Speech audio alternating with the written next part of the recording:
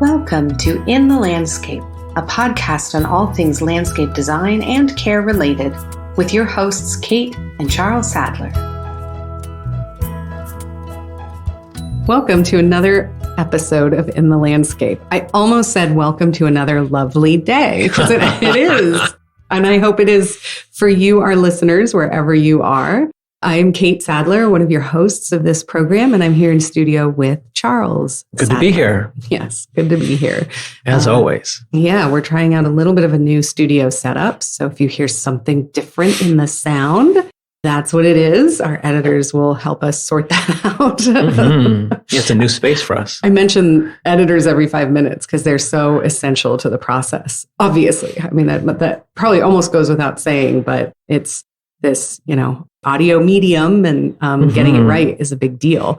Yeah, here we are. Nice sunny day here in Texas, and you are off to New York again, almost a surprise trip next week. Right, New York, Connecticut, New Jersey. Possibly Massachusetts. Spring is springing. I mean, it's just, that people start to shake off that winter dormancy and start to look outside. And even if it's still cold where you are and things haven't started to come up, the little sprouts from the ground, it's that sense, that anticipation that it's coming, and you want to enjoy it as much as possible. And things like dormant season pruning, like fruit tree pruning, it's like doing your taxes. There's like a period where, let's say, you're not going to do the dormant season pruning in the fall. It's too soon. Mm-hmm. And then there's often holidays, a new year. It could be done in December. So like there's properties where we do it in December. And then when it gets to be toward the end of February, property managers, homeowners, others, they realize, oh boy, we need to prune these fruit trees before they start growing. Mm-hmm. And then, so we've had some requests for that. Well, and I would say a wonderful development in our practice has been that people are reaching out to you in some of these cool locations for the training, so that you're able to pass on the knowledge. And then folks are equipped to kind of carry it forward themselves. Like they don't have to call you every 5 minutes, which, is you can't be everywhere at once. So it actually really works well for you because you get a chance to participate in more landscapes than you would otherwise have time for. Because you're not just the property manager of a single space. And the smarter pruning, it's often thinning, and it's often during when the plants are dormant. So it leads to it's less labor over the long term. It could be a lot less labor. Right. Awesome. Okay. So you're getting ready to do that. And we hold down the fort here in Texas while you're gone. Mm-hmm. We also try to record podcasts in advance so that we have things to release on our usual schedule. Thank you all for tuning in and downloading regularly.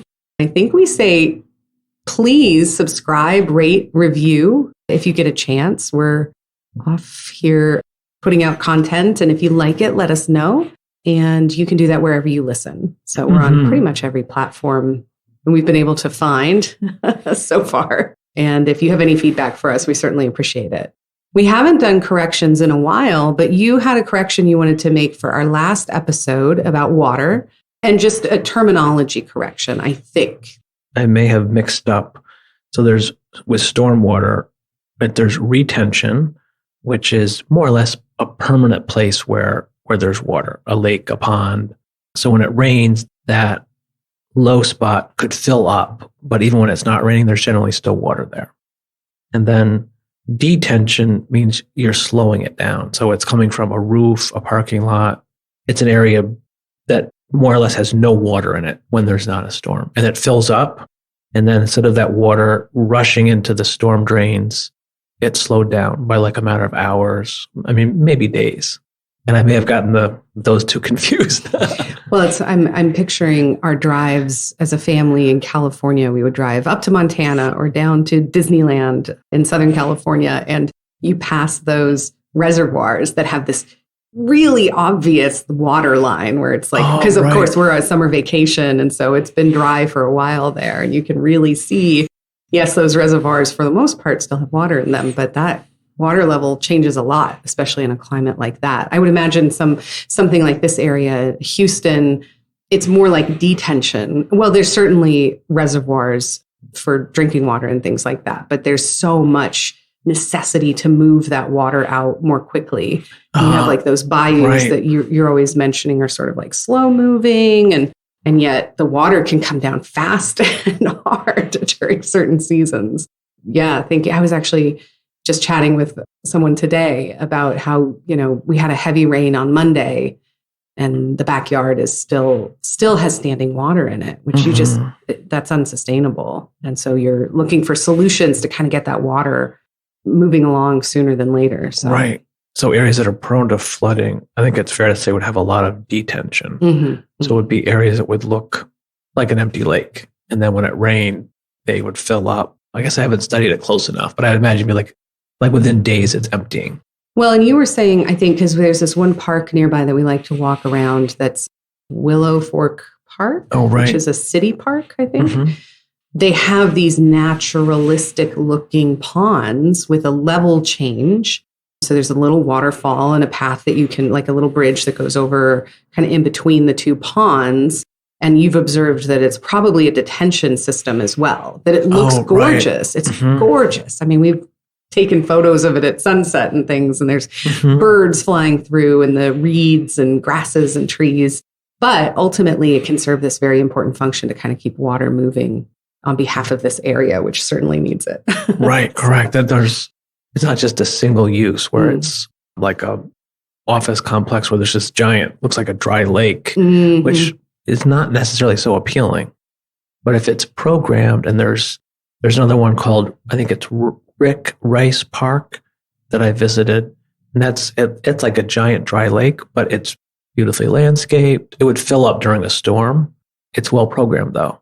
There's paths around it. There's places to sit. There's a pergola. All right. So that's just a little coda, I guess you might say, to our episode from last week. So clearly we could talk about water forever, in addition to a few of the topics that we return to over and over again. But today's topic is actually inspired by your recent visit to New York City and a stroll that you did through Central Park to an area of the park that you and I have had an opportunity to visit together, but is a section of the park that opened a couple years ago, I want to say. I think it was 2016, I believe. It was while we were living there. It reopened. Yes. And there was some fanfare. It might have been the ASLA Journal. I think it was probably in the New York Times. It might have been on some of the local papers also. So we're referring to the southeast corner of the park and the Hallett Nature Sanctuary, which is a fairly wild area in a totally planned park. I mean, we've said on this show before, some of the natural forms are probably originally there, but every tree was designed, a lot of the grading was designed. And yet there's this area that has this naturalistic ecology going on within its borders. Right. So can you tell us a little bit more about that? Sure.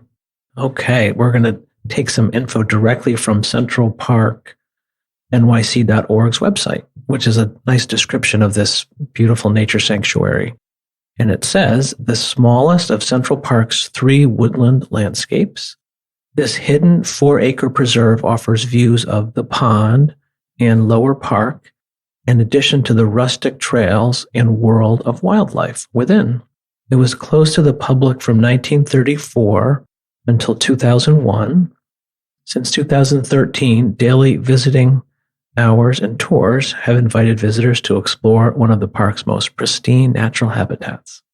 Gives us the accurate dates and a great description of it. And of course, it's on that southern edge, the tall buildings and great hotels and of Central Park South and, the Plaza Hotel area. You were mentioning it's featured in a film. I think it's in Home Alone. There's a historic architectural bridge, which features prominently. There's like a section of the pond. Right. So listeners may have seen that, and in that probably featured in many, pop culture media. Right. Because correct. It's such a busy and popular part of the park. And yet there's this quiet space. And they even, as you observe from the printed material there, they have to manage it carefully. They even have specific times that you're allowed to kind of go in and out to visit that area, because too much visiting would impact it adversely. Right, correct. So the idea that we wanted to talk about today, inspired by this little section of Central Park, is this notion of having wild spaces, even in our managed gardens, our managed municipalities, and how do we strike a balance between having, the highly landscaped gardens that fulfill every feature of the program that we want, barbecues and fire pits and seats and, children's areas, as you may have heard on a recent episode, when in fact, the wild, the natural landscape is one that is often for us the most restorative. Right. And a couple legendary environmental psychological researchers, the Kaplans, Rachel and Stephen, that are out of a university in Michigan. They're sort of the pioneers in this research, how being exposed to nature is restorative. And so even in the beginning of one of the papers I was looking at, which they were quoted, Frederick Law Olmsted is quoted as saying in like the 1860s, how nature, it's like, I think he more or less said it's like a scientific fact that nature is restorative. So it's not a new idea. And so I would put forward, you think of some of the most popular places in the US, some of these public spaces, they look much quote unquote, wilder. The High Line, Millennium Park, plenty of places which are very designed, Battery Park, Brooklyn Bridge Park. So this craving of, as technology keeps increasing and devices and like the demands of a modern world, it appears people are craving nature and the sense of rest you get when you're exposed to nature. Well, and there's certainly a beauty to a well-designed landscape that merges with human buildings, the New York City skyline, for example. There is a special quality to those landscapes, to be sure. A beautifully landscaped front facade to a home. But the home is there. And so there's always this sense that you're still looking at some human man-made feature. And some of the research does suggest that having the sense even that there is nothing but landscape or nothing but natural landscape beyond what you're seeing is the most restorative. So looking at a houseplant would provide a certain measure of restoration. But of course, you're still in your house. You're still next to your cell phone. Right. The dogs are still barking in the background. And so we can talk a little bit today about how you design, almost like tricks of the eye to help you feel that sense of, that this isn't the end of nature, that there's something yet beyond it that you can't quite see, that's just sort of out of sight. Right. Well, some of the terms that the Kaplans have coined, which help describe why nature is restorative, and then more or less, once you know why, then you can design a landscape that has these features. So some of them are extent, which is where you can't see where it ends. So Olmsted did that in Central Park and in Prospect Park, even better, I would say. Yes, I've heard that. There's very large meadows where there's like an open grassy area. And then in the distance, there are shade trees that begin to close off the meadow, but you can see beyond it. But you can't see where the next meadow ends. So it gives the illusion that this green space goes on forever. Well, and I don't want every episode of this podcast to be me reciting what I saw on a Monty Don episode. I think we were catching up on one of his earlier programs about English gardens and how one of the innovations in, say, 17th century was this idea that the landscape beyond the manicured landscape or the controlled landscape of these great estates was bringing in the distant hills or the distant, vales or whatever. I'm sure he articulates it much better. And yet, even in these sort of highly designed gardens, you'd still have, as you do in Central Park, something like the Ramble or the Hallett Nature Preserve. Sanctuary. I keep thinking of preserve. But it's a preserve too. That you still have like a little woods in your garden so that you have somewhere that's like just a nod to that natural landscape. And then the sense that if you happen to have access to a view of some kind, you create that extent feel by incorporating that, bringing that into the closer landscape. Right. So, I mean, I would encourage, in a way, anything that's designed, there's a sensitivity to contrast. So if things that are not designed, they might lack contrast. Like, it might not be hard to understand what you're seeing. It might not be legible. We've used that word before. So have contrast in a landscape. There'd be areas that may have a finer level of detail or of pruning or of being manicured, or maybe the texture of the plants is finer. Now, if the whole landscape is like that, then you're not going to have contrast. If every inch of it could be a very large space, is equally treated, then there's not contrast. Well, that's a good point. I mean, even on some of our hikes, there's often that period of time during the hike where you are just sort of in the woods, and you're watching where you're placing your feet, and there's not, it's beautiful. You're outdoors, you've got the fresh air, the trees are magnificent, but you really do need to get to those points of like an overlook, or maybe there's a stone wall from an old farm, or the creek that kind of cuts through the monotony of the woods. Mm-hmm. And I'm not saying sort of missing the forest for the trees. There is a lot of variety even within possibly the tree species that are around you that one can develop an appreciation for.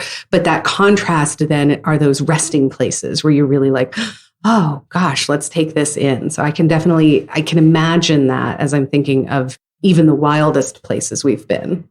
Right, I agree. So another principle that the Kaplans use is involuntary attention. So if let's say we'll go back to taxes again. If I'm doing a task that requires a lot of focus, so I'm giving my attention to that, but over time, you get fatigued from that. So that would be voluntary attention, where you're focusing on a task, which is, of course, part of life. It's perfectly natural. So involuntary attention, it's easy to have that experience when you're exposed to nature, and it could be a designed nature. And so that's the grass is moving, the bamboo rustling, the leaves catching the sunlight. That would be involuntary attention, where it's pleasing, it's not demanding, and that is an important part of being restored from nature. Well, and it's interesting because I think one of our most recent and most popular episodes so far is the one about writing or speaking about the landscape. And then, of course, the work that you do designing landscapes. And of course, it's so essential to get into the landscape and be in it, maybe without any agenda. And then the creativity that stems from that, because you've been out and observing and experiencing, then can fuel the work. So, if you're having writer's block or a design block, and I'm sure this isn't news to many of us, you have to give yourself permission sometimes to like take a break and go for a walk and just be out there. And whatever the block is sometimes untangles itself just by virtue of being out there. Mm-hmm. I did that. There was that coastal New York project. And so I needed to finalize the drawings. So the person does the rendering, that they could do their work, and then we can meet the client. And so there's a place in our greater neighborhood where it's a series of lakes in a neighborhood. And so I went there with my drawing apparatus, and there were cormorants swimming, and there was a beautiful picnic table I set up at. And it was enough, there was enough of that of interest, but it wasn't distracting. Mm-hmm. So these things nature is really doesn't tend to be distracting. You can take it or leave it. Oh, that's a pretty sunset. And maybe you'll focus on it. Where as opposed to, let's say, watching television, it captures your attention. Where I'm not in control of my attention after a period of time. And then you sort of come to like, oh my gosh, it's like 30 minutes have gone by. I'm not even aware. There's not really that issue with nature. Sure. Now, one of the keys potentially to achieving this is, I guess, selective editing, but the idea that maybe what's there is useful, I guess. I'm trying to think of how to phrase this. I'm thinking in particular of, how plants take time to develop, and that ecosystems take time to kind of develop and interweave in the way that they do so beautifully. And so if you're thinking of designing a new garden in a new space that you've just come into, perhaps a part of the process is not to program every inch of it and to say, is there a space that we can leave And one of the great examples of this actually comes from the island of Manhattan again, where if you haven't been to the very northern tip in Inwood Park, there's actually an old growth forest, which is just, it sort of blows your mind that any section of that, densely populated little island is old growth forest, but it is. And those magnificent tulip trees that are really, they're kind of like the redwood equivalent on the East Coast. I think they're kind of the biggest. They can be, I don't know if they're 200 feet tall, but they're over 150 feet tall. They're enormous. Yeah. And the trunks it would take many people with their hands, like a circle of many people to wrap around it. Mm-hmm. I mean, I don't know what would it be. They're enormous. Well, and on the West Coast, even something like Muir Woods, there was a time where the preservation of trees was not a priority. And we do have friends and relatives in the forest industry. Responsible management of forests and use of forest materials is a very important thing. So we're all for it. And just to a certain extent, we don't want to make it seem like that's not the case. But the preservation of these little gems is really kind of a treat if you know where to go to check them out. So the idea would be to maybe consider doing that as you're doing the inventory that we're such advocates of in terms of the design process, as you're thinking through how you want to manage the space that you are moving into or designing, whichever. Right. And an area that maybe doesn't call out for a certain program. It's not like a level spot to gather or have a vista or whatever that might be, or for parking or for the house. You have to leave some of those remnants, that there's value in just leaving them, and that like there might be native plants there, and like letting the leaves collect there, and that over time, this Hallett Nature Center, nature area, that over time a patina develops, and that a richness can develop in an area that is just allowed to do its thing. Well, and in our own yard, I mean, you can achieve this relatively quickly. You're choosing to mow beds, essentially. So you're mowing certain areas of the lawn, leaving others. So the idea of like prairie planting or wildflowers, that's a theme that can come together relatively quickly. Mm-hmm. You're right. So by the backyard is rectilinear. We planted some plants, some shrubs and trees. There are currently no beds, but by not mowing some of the edges, and then there's an island in the middle that we stop mowing, start to get wildflowers. Mm-hmm. I mean, it's almost like instant interest at a very low cost. And there's what's called a seed bank. So in the soil, any soil anywhere in the world, there are dormant seeds, and that could stay there. I mean, I'm not a scientist, but for decades, more or less, or for a long period of time. And given the opportunity, those can start to grow. And so you can get surprising wildflowers, all kinds of, even trees can come up that might be a native tree. That mowing in a way is the most dominant form of suppression. So by mowing an area, you don't really know what's there in that seed bank. When you stop mowing, there could be, it could be things that you don't want, different kinds of prickler bushes and invasive plants, but there could be great surprises that start to come up. Great. So that's just one tip to kind of achieve this concept relatively quickly in a small area. I do think a lot of the Bay Area, having grown up there, that these wild spaces are so prevalent. It just evolved in a less densely populated way than the East Coast. And so you have places like the Golden Gate National Recreation Area, which of course, as you go up the coast, farther north, gets even more and more spread out and encompass more acreage. And then some of the East Bay regional parks, actually, we have photos on our Instagram of the oaks that are in the Sunol Regional Wilderness. And I'm thinking even of Tilden Park, which is closer to like the Berkeley, Oakland area. Mm-hmm. And so you have this hugely, now it's very densely populated. There's a lot of people living there. But these amazing extant wild places where you get into those hills and that really is all you see. And it is tremendously restorative. So getting in the landscape in that way is so special. Obviously there's high demand to live in the Bay Area. It wouldn't be quite so expensive, but for those who do get to live there or visit, it's such a special part of why that's such a kind of amazing place to be. Mm-hmm. And it occurs to me that the nuts and bolts of when you come down to the details. So there's like landscape details. So that would be in a design process, you'd specify what's the ground material. Is it paving? if there's elements such as fences or gates, you specify those. This Hallett nature area, those are very thoughtfully designed. And if you weren't aware of it, you would think, oh, they just use some old logs, they build a gate, and the paths are delineated in some cases by old logs. It's very intentional though. And there's a real palpable effect. There's human hands that made this, but there's elements that are close to their natural form. So there's gates there's the Adirondack style of more or less where you use timber, but it's not altered much.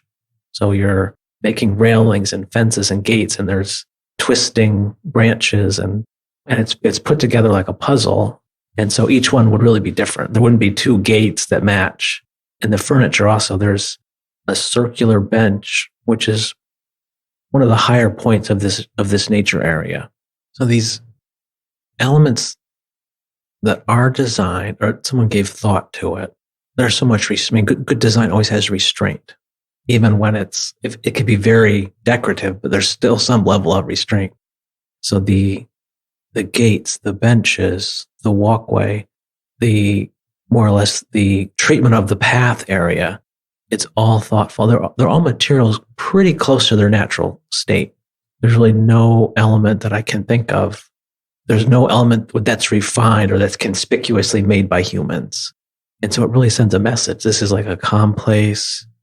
And that might lend itself to kind of a DIY sensibility. Like if you really, putting kind of a split rail fence, I'm not suggesting it's easy to do. I don't know that I could do it, but if you want to gather up materials from your own yard and help incorporate that into the design, the pathways and things that you could make you borrow from the landscape in order to design the landscape. Right. And so there is still managing that. They explain from whether it's like 60 or 70 years when this landscape was not managed, things like wisteria and other like aggressive non-native plants took over. So they're still managing, but there's a way to manage with a lighter hand. So it's not conspicuously, if a tree falls, it can be cut up, let's say so it's not blocking the path, but just to decompose in place. And then you get moss and ferns. And then with the addition of plants in this space, there are native azaleas, native rhododendron. Throughout the year, there's color, there's interest, there's some magnificent American hollies of different stages. Well, that's another sort of trick. If you're going to plant, let's say, 3 native hollies, if they're all the same size, it's going to look like it was designed. If there's contrast, let's say there's a mature one, a medium, and then there's some seedling size ones, that gives the plants that are of various ages, it feels more spontaneous. It feels like this might be naturally occurring. It helps with that illusion. So assuming you wanted to do this in your own landscape, imagine for a moment you want to do it through a landscape designer. What would you ask for? Is it possible to have a completely wild design incorporated in your landscape? If that's what you really want, can you kind of insist on that? And are people likely to accede to your wishes as the homeowner? Sure. So tricks for designing like a wilder landscape would be utilizing the plants that are there. So if there are trees and shrubs that are there that are maybe naturally occurring or that are more mature, that will lend a lot of place and credibility. And then clustering plants, definitely always trying to use odd numbers of plants, clusters of plants.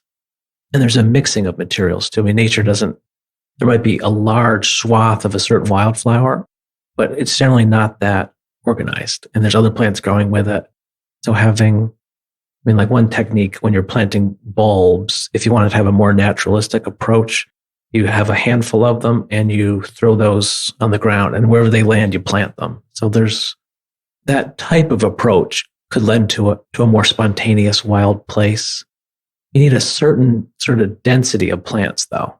So having areas where there's a concentration of plants in the short term, and then maybe other areas that are more open.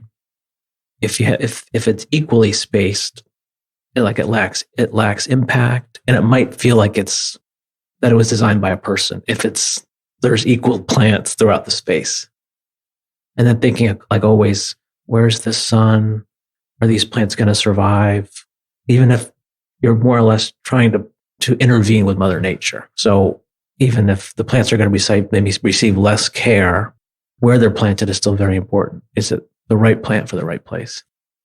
So I would imagine this approach has the potential to also be somewhat ecologically beneficial. Again, we've talked a lot about water, having too much of it, having not enough, anything that's inclined to volunteer in your landscape.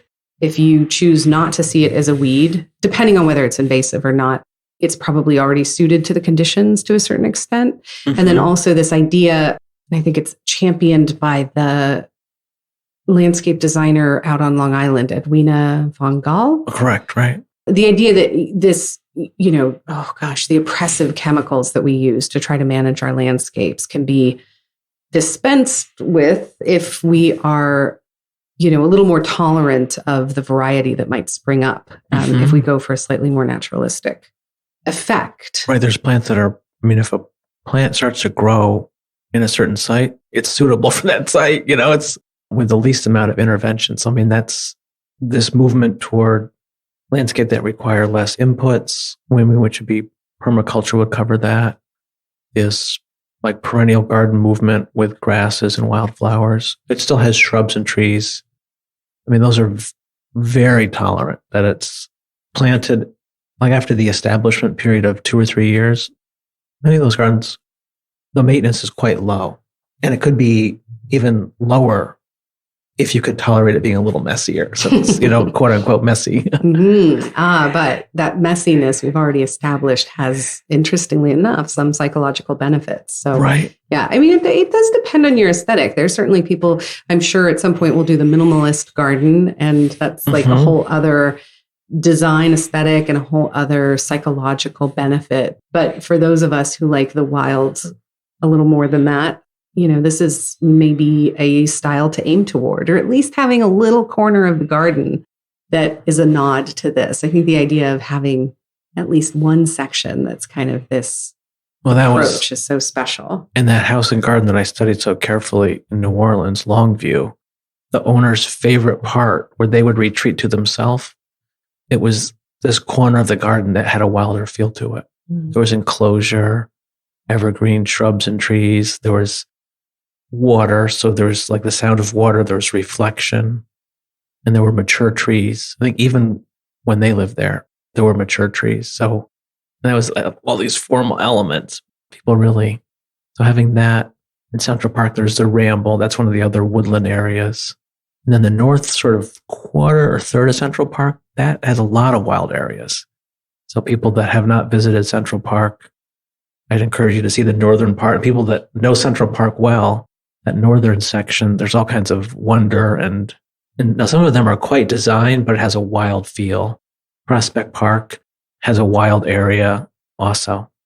All right. Any parting thoughts before we wrap up on this topic for today? Well, let's see. Like designing a naturalistic landscape, it's thinking carefully of the materials.